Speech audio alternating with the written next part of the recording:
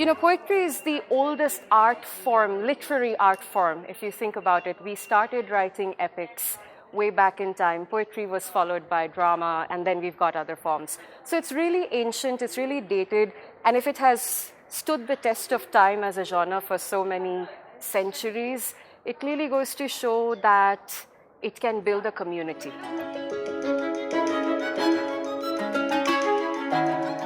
So poetry is something that you write from your heart, and it's the hidden feelings and emotions that are there in your heart, and you express it on paper using words. Words are like magic, and they pull you into this world of poetry.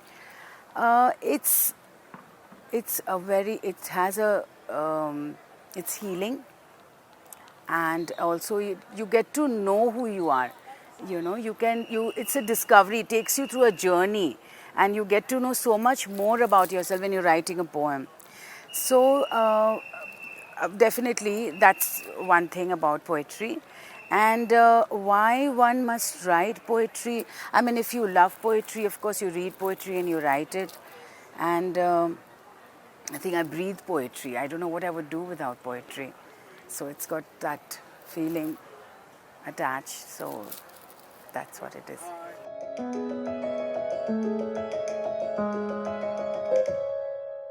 Roque Dalton, a poet, he once said that poetry, like bread, is for everyone.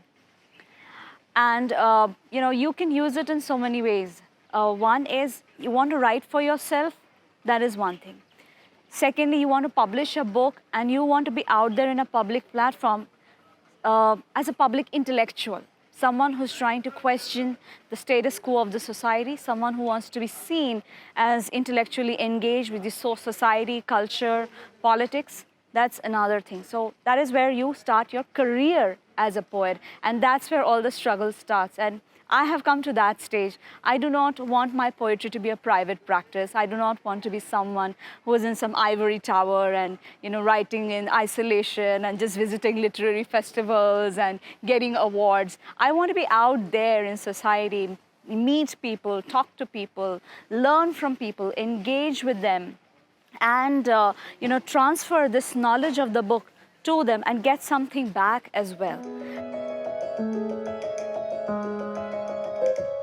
Poetry is extraordinarily important. Like I said, it's healing, it's cathartic, and poetry also makes sense of what is going on in society. Like you had the Nirbhaya case that happened a few years back, and there was this outpouring of poetry on the horrors of that incident. You had the pandemic in 2020, and then we had 2 years of pandemic, and then that was a source of inspiration for so many people to write about it and make sense of what's happening. It was an unprecedented event, and the kind of poetry that came out from it was unprecedented as well. Yes, the poetry in that sense becomes universal. It makes the personal universal. And you have a painting. When you look at a painting, somebody in maybe Amsterdam painted it, and here in India, you're admiring and resonating to that piece.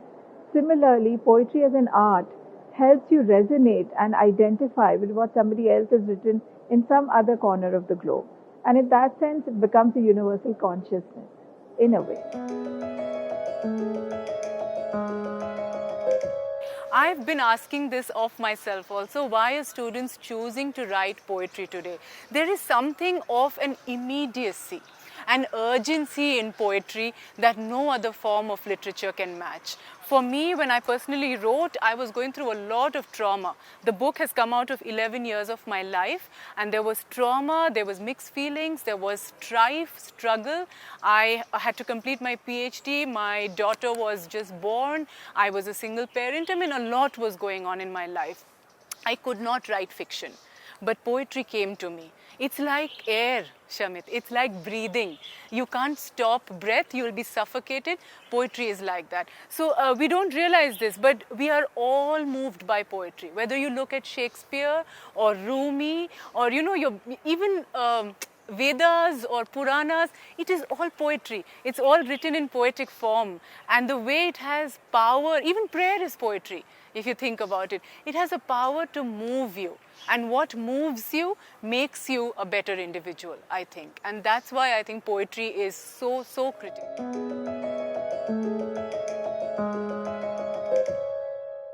For me, poetry is essentially first an act for the self. When I'm writing, I don't think about publishing. That's not my first goal. My first goal is to get my trauma out on paper, to put ink on paper, because I've lived a life where people have told me you cannot do this and you cannot do that. And then for me, the act of writing became an act of rebellion, where I said, I have to tell my own story. So for anybody that wants to write poetry, I think they could explore the avenue of writing for themselves first, and then consider the second step, which is publishing, because once you've been able to find therapy, you'll be able to provide therapy to a lot more people around you.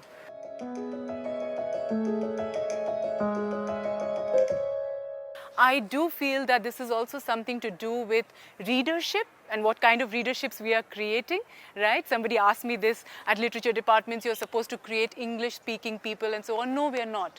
We're supposed to create better readers.